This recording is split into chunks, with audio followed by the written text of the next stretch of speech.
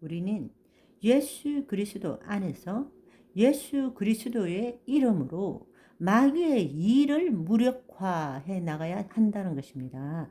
우리가 마귀를 무력화시키는 것이 아니라 마귀가 행하는 일들을 우리가 무력화시키는 것입니다.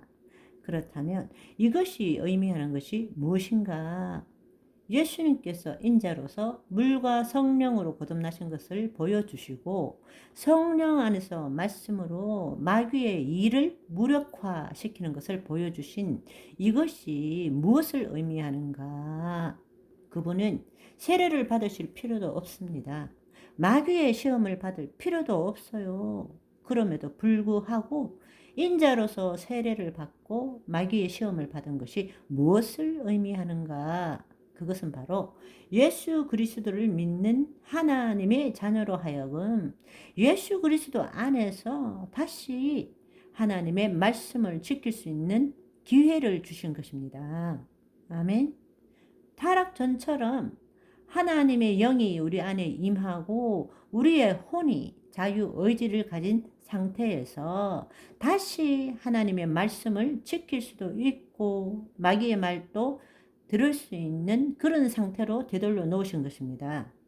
사람이 타락하기 전의 상태로 영이 살아있는 하나님의 영 안에 거하는 상태에 이제는 다시 예수 그리스도 안에서 자유의지를 가졌지만 성령의 인도함을 받아서 이제는 마귀의 시험을 이길 수 있도록 한 거라 말씀입니다.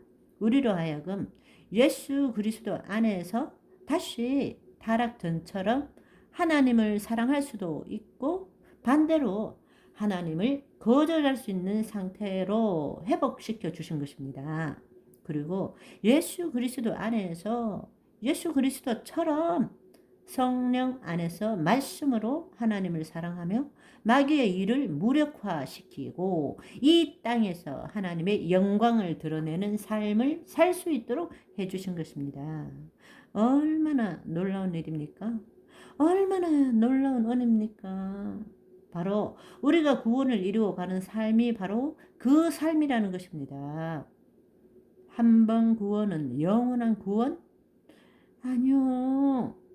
우리의 혼은 자유의지가 있기 때문에 우리 안에 하나님의 영이 있음에도 불구하고 우리가 타락 전처럼 아담처럼 똑같은 일을 행할 수 있게 되는 것입니다. 그러나 우리는 이제 예수 그리스도 안에서 예수 그리스도의 이름으로 살아갈 줄 알아야 합니다. 이것이 바로 예수님께서 이 땅에 오셔서 우리를 위해서 하신 일인 것입니다. 예수님께서 인자로 오셔서 우리와 동일한 일을 몸소 겪으신 것입니다. 그리고 승리하는 법을 우리에게 보여주신 것입니다. 그러나 이제는 혼자가 아니라 내 안에서 그 일을 행할 수 있다라고 우리에게 말씀하신 것입니다.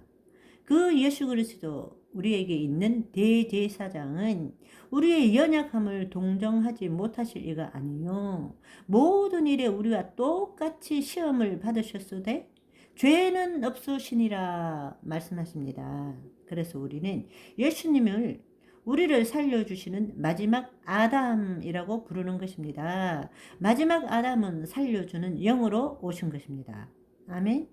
예수님께서 이 땅에 계시는 동안 성령과 말씀으로 마귀의 일을 무력화시키므로 나중에 예수님께서 죽으시고 부활 승천하신 후에 보혜사 성령님을 보내주심으로 우리가 예수 그리스도 안에서 새로운 피조물이 될 때, 다른 말로 하자면 마지막 최후의 만찬과 십자가 사건을 통하여 우리 죄를 사해 주시고 새 언약의 성취로 우리에게 하나님의 영이 다시 임하도록 하실 때 우리는 이 땅에서 예수님처럼 살 수 있게 하신 것입니다. 아멘. 이 일을 예수님께서 인자로 오셔서 행하신 것입니다.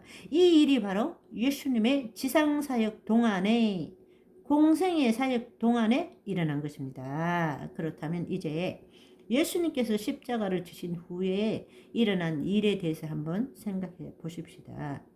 예수님이 십자가를 지신 다음에 어디로 가셨습니까? 예수님의 부활편에서 이미 말씀드렸지만 바로 음부로 내려가셨습니다. 구약에 있어서는 선한 자나 악한 자나 다들 음부로 내려갔고 그곳에서 어두움 가운데 지내야 했습니다. 따라서 죽음은 두려움의 대상이었습니다. 그런데 예수님께서는 음부의 낙원 아브라함의 품으로 내려가셔서 그곳에 있던 선한 자들의 사망을 회복시키시고 음부로부터 사로잡아서 하늘 낙원으로 데리고 가신 것입니다. 예수님께서 부활하신 후에는 더 이상 음부의 낙원 아브라함의 품이 존재하지 않게 되었고 악한 자들, 구원받지 못한 자들이 고통을 당하는 음부 아래쪽만 존재하게 된 것입니다. 이제 새 언약 안에서 구원받은 자는 더 이상 음부에 거하지 않고 막바로 천국이라 불리우는 낙원에 가게 되는 것입니다. 그것이 무엇을 뜻합니까? 바로 예수님께서 사망과 음부의 열쇠를 되찾은 것입니다. 나는 처음이요 마지막이니 곧 살아있는 자라. 내가 전에 죽었노라 볼지어다. 이제 세세토록 살아있어 사망과 음부의 열쇠를 가졌노라 라고 말씀하신 것입니다. 따라서 인자로 오신 예수님께서 지상사역을 마치시고 죽으시고 난 다음에는 인자가 아니라 다시 하나님으로 성자 하나님으로 죽으신 후에 음부로 내려가셨다가 부활하신 것은 예수님께서 행하신 지하사역이라고 볼 수 있는 것입니다. 우리로 하여금 더 이상 사망으로 음부로 들어가지 않게 하시고 우리의 영혼이 하늘의 낙원으로 나아가도록 행하셨다는 것입니다. 그게 바로 예수님이 죽으신 후에 행하신 일입니다.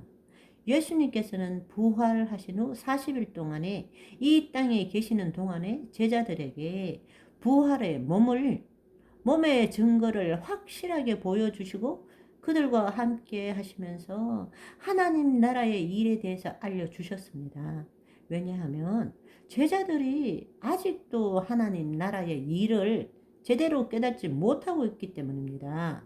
그리고 그 하나님 나라의 삶을 자녀의 삶을 누려야 되는데 그 하나님 나라가 아직도 다윗의 왕국이 재건되는 걸로 착각하고 있고 그 나라가 임하면 어떤 삶을 살게 되는지를 아직도 모르기 때문에 부활하시고 40일 동안 제자들과 함께 하시면서 하나님 나라의 일에 대해서 그렇게 가르쳐 주시고는 그 모든 일이 일어나려면 하나님의 영이 다시 너희 안에 와야 한다.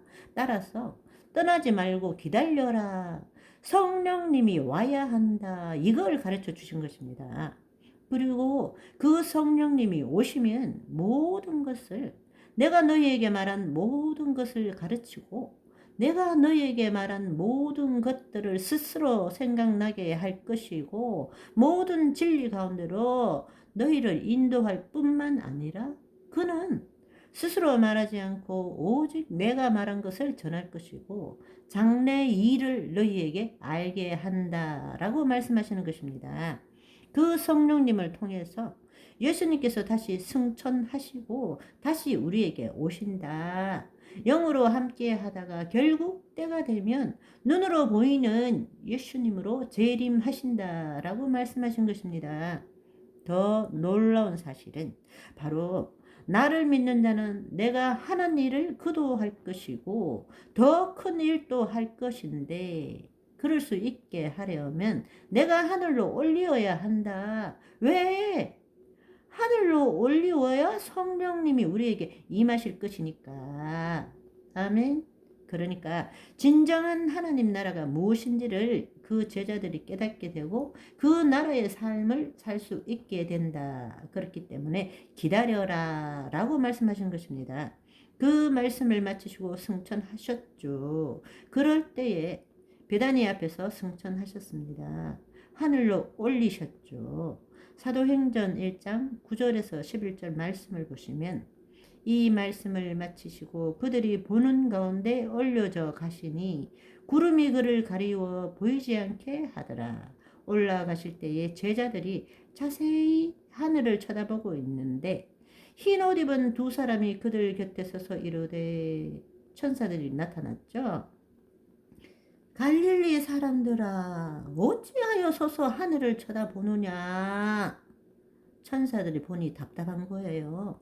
40일 동안 그렇게 가르쳐 주는 것을 봤는데 아직 멍하니 하늘만 쳐다보고 눈을 끔뻑끔뻑하고 있어요.